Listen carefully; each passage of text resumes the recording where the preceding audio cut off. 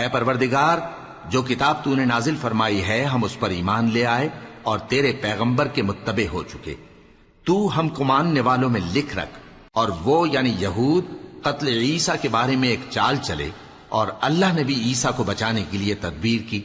اور اللہ بہترین تدبیر کرنے والا ہے۔ اس وقت اللہ نے فرمایا کہ عیسیٰ، میں تمہاری دنیا میں رہنے کی مدت پوری کر کے تم کو اپنی طرف اٹھا لوں گا اور تمہیں کافروں کی صحبت سے پاک کر دوں گا،